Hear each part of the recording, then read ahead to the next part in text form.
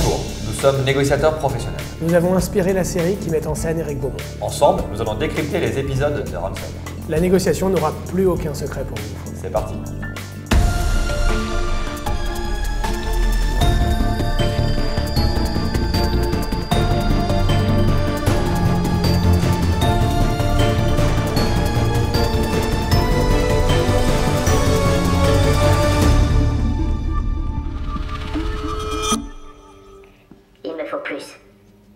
J'aimerais bien vous aider sur ce coup-là.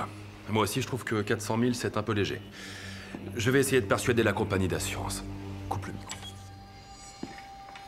Je peux monter à 600 000 ?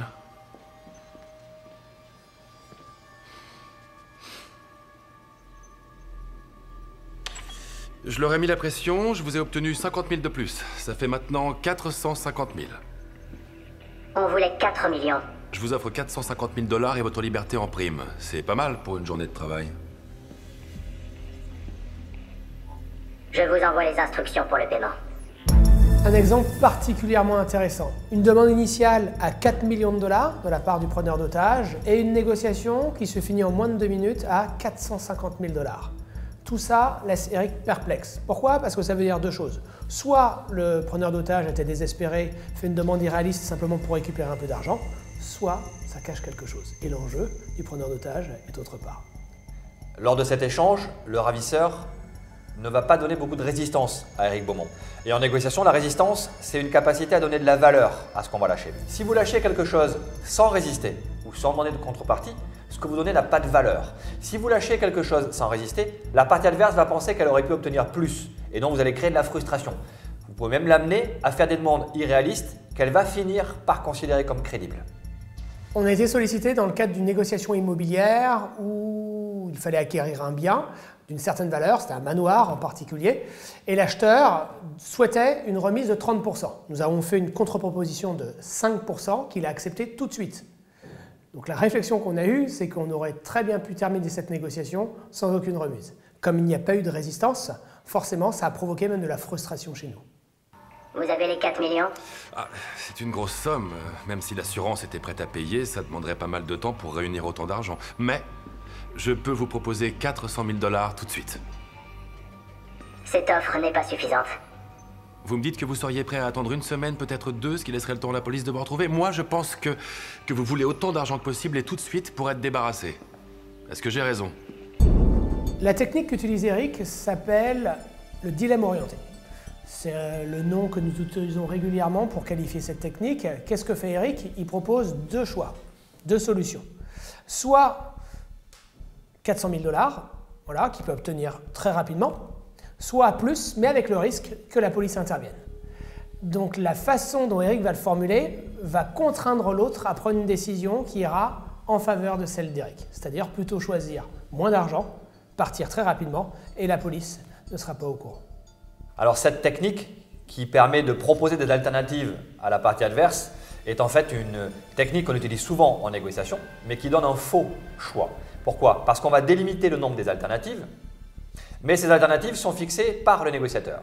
Et parmi toutes ces alternatives, il y en a forcément une qui est plus favorable à la partie adverse, et donc on a 99 chances sur 100 que la partie adverse choisisse celle que nous avons décidée à l'avance.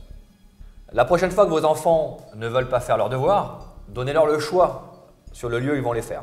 Qu'est-ce que vous préférez? Vous préférez faire vos devoirs dans votre chambre, mais vous serez tout seul, personne ne pourra vous aider, ou vous préférez les faire dans le salon, comme ça vous aurez l'aide que je pourrais vous apporter, ou sinon votre mère est en train de travailler dans son bureau, vous pouvez bosser avec elle. Qu'est-ce que vous préférez?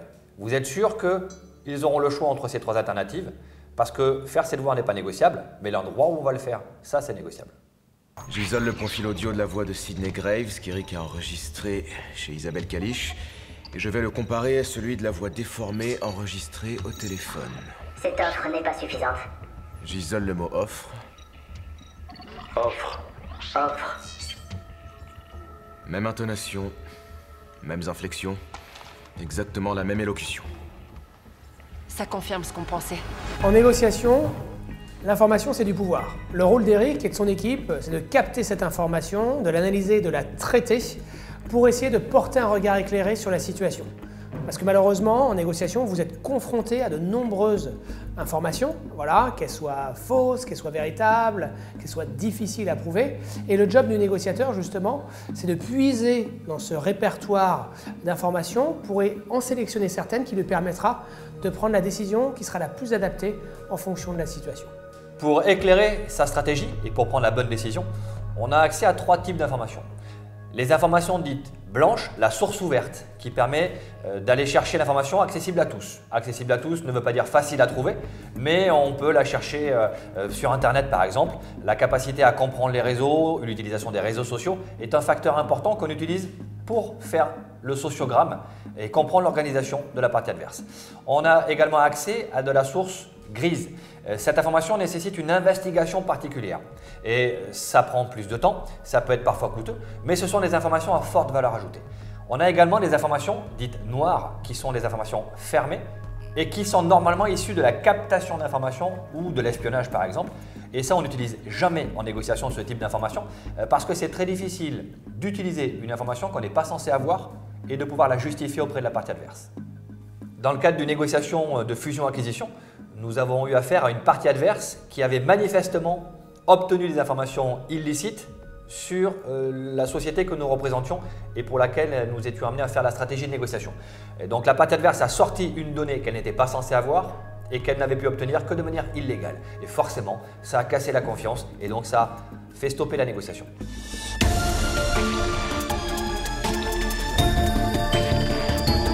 Désormais, vous êtes prêt à négocier. On se retrouve très vite pour un prochain décryptage.